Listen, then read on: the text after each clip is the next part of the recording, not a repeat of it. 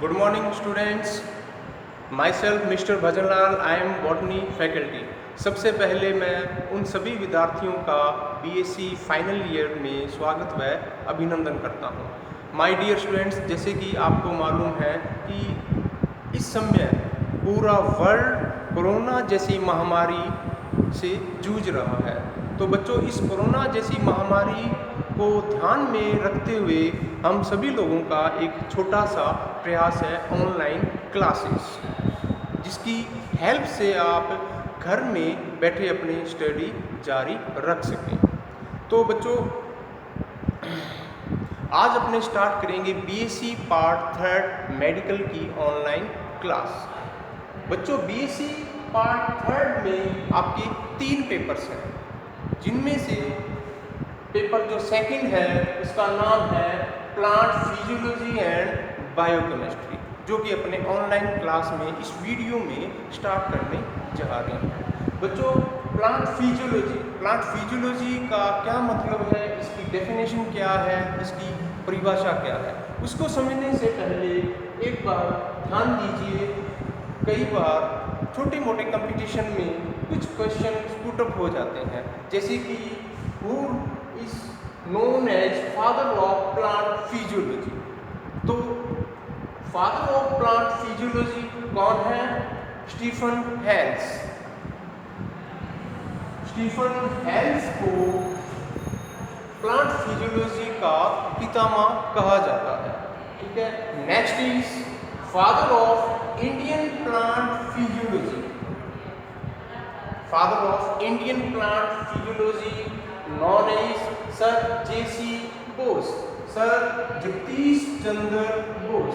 दोनों क्वेश्चन अलग अलग हैं। अगर एग्जाम में अगर आपसे father of plant physiology world level पर पूछा जाए तो इसका आंसर है स्टीफन हेल्स, और father of Indian plant physiology के बारे में पूछा जाए तो इसका आंसर है सर जगदीश चंद्र बोस, शॉर्टकट में बोलते हैं सर जेसी बोस। अब बच्चों, अपने इसकी डेफिनेशन की बात करते हैं, इसकी परिभाषा की बात करते हैं।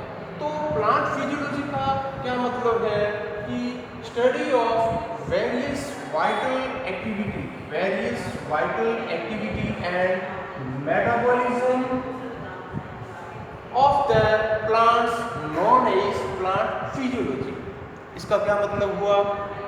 इसका अभिप्राय ये है कि लिविंग प्लांट्स, जितने भी लिविंग प्लांट्स हैं, उनके अंदर 24 आवर्स विभिन्न प्रकार की गतिविधियां और उपापचय अभिक्रियाएं चलती रहती हैं, और उनका अध्ययन करना ही क्या कहलाता है? प्लांट फिजियोलॉजी यानी पाद कार्य की। प्लांट बॉडी के अंदर होने वाली रिएक्शंस, अभिक्रियाओं का अध्ययन करना ही प्लांट फिजियोलॉजी कहलाता है। ठीक है। तो अब ये various vital activity and metabolism क्या है, यहाँ मैंने इनको अंडरलाइन किया है। इन दोनों ही शब्दों को अपने समझेंगे डेफिनेशन के। ठीक है। सबसे पहले मैं बात करता हूँ मेटाबॉलिज्म की। बच्चों, मेटाबॉलिज्म आप प्रीवियस क्लास में पढ़ चुके हैं कि मेटाबॉलिज्म यानी उपापचय का क्या मतलब है। उपापचय यानी मेटाबॉलिज्म का मतलब ये है कि जितने भी लिविंग बींग्स हैं, उनके अंदर हजारों, सैकड़ों, लाखों केमिकल रिएक्शंस चलती रहती हैं। ये सारी जो केमिकल रिएक्शंस ही हैं, क्या कहलाती हैं? मेटाबॉलिज्म कहलाती हैं। उनके अंदर इंटरचेंज, ट्रांसफॉर्मेशन चलती रहती हैं। ठीक है। तो इनको बोलते हैं मेटाबॉलिज्म। मेटाबॉलिज्म यहाँ 2 प्रकार का है। ठीक है। 2 प्रकार यानी 2 टाइप्स इसकी हैं। First is anabolism and second is catabolism. ठीक है। दोनों में डिफरेंस क्या है? दोनों को मिलाकर मेटाबॉलिज्म बनता है। ठीक है। अब बात करते हैं इसकी first type is anabolism. Anabolism reactions कौन सी हैं? ओवरऑल इनको क्या बोलते हैं? Building up reactions. Building up reactions का मतलब है निर्माणकारी अभिक्रियाएं। प्लांट बॉडी के अंदर या लिविंग बीइंग के अंदर जितनी प्रकार की भी निर्माणकारी अभिक्रियाएं हैं, that is also known is anabolism reactions. For example, इनको बिल्डिंग अप रिएक्शंस क्यों बोलते हैं, निर्माणकारी रिएक्शंस क्यों बोलते हैं? इसलिए बोलते हैं क्योंकि एनाबॉलिज्म के दौरान सिंपल कॉम्प्लेक्स आपस में जुड़कर कंपाउंड कॉम्प्लेक्स या जटिल कॉम्प्लेक्स यौगिकों का निर्माण करते हैं। फॉर एग्जाम्पल लाइक फोटोसिंथेसिस, प्रकाश संश्लेषण। बच्चों, प्रकाश संश्लेषण यानी फोटोसिंथेसिस के दौरान क्या होता है? वास्तव में फोटोसिंथेसिस क्या है? भोजन के निर्माण की प्रक्रिया है। अब ये जो फूड सिंथेसिस है, ग्रीन प्लांट बॉडी के अंदर भोजन का संश्लेषण कौन करता है? प्लांट्स की हरी पत्तियां। तो kitchen of the plants called is leaves. पत्तियों को क्या कहा जाता है? पत्तियों को क्या कहा जाता है? पातों का रसोई घर भी कहलाता है। क्यों? क्योंकि बच्चों, रसोई घर, घर के अंदर जो रसोई घर है उसमें क्या बनता है? भोजन बनता है। उसी प्रकार प्लांट बॉडी के अंदर जो ग्रीन लीव्स हैं वहाँ पर भी पौधे के लिए, एक प्लांट्स के लिए भोजन का संश्लेषण होता है। और फूड सिंथेसिस ऑफ फूड यानी भोजन का निर्माण होना क्या कहलाता है? फोटोसिंथेसिस। और इसके लिए प्लांट बॉडी को रॉ मटेरियल की आवश्यकता होती है, लाइक CO2 एंड वाटर। दोनों आपस में मिलकर फूड यानी ग्लूकोज की फॉर्मेशन करते हैं और यही ग्लूकोज वहाँ से प्लांट बॉडी के डिफरेंट पार्ट में वितरित हो जाता है, जिसकी हेल्प से जो प्लांट बॉडी है अपने विभिन्न प्रकार की जो एक्टिविटी है उनको टेक प्लेस करती है और घटित होती है। और एग्जाम्पल के तौर पर जैसे formation of starch from glucose, ठीक है, ग्लूकोज से स्टार्च का बनना भी एनाबॉलिज्म रिएक्शन के अंदर आता है। और एमिनो एसिड से प्रोटीन का बनना भी एनाबॉलिज्म के अंदर आता है। और फैटी एसिड से लिपिड का सिंथेसिस होना या बनना भी किसके दौरान आता है? ये भी एक बिल्डिंग अप रिएक्शंस है। बच्चों, एनाबॉलिज्म रिएक्शंस के दौरान वास्तव में क्या होता है कि एनर्जी स्टोर होती है, इसमें ऊर्जा का संचय होता है, ठीक है। एनाबॉलिज्म प्रोसेस के दौरान energy is the store in process, ऊर्जा का संचय होता है। अब अपने बात करते हैं इसकी second type is catabolism. Catabolism just anabolism का उल्टा है, इसके अपोजिट रिएक्शंस होती हैं।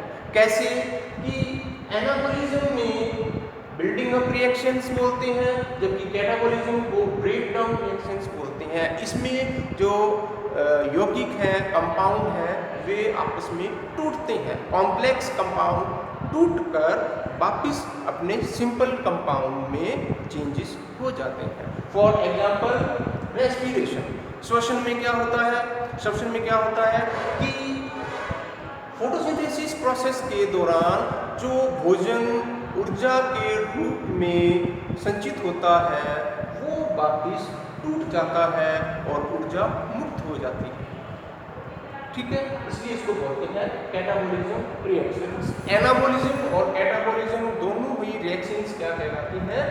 मेटाबॉलिज्म। कंबाइनली सम्मिलित रूप से इनको मेटाबॉलिज्म रिएक्शंस बोलते हैं, जो कि एक लिविंग बीइंग यानी प्लांट बॉडी के अंदर लगातार 24 आवर्स चलती रहती है।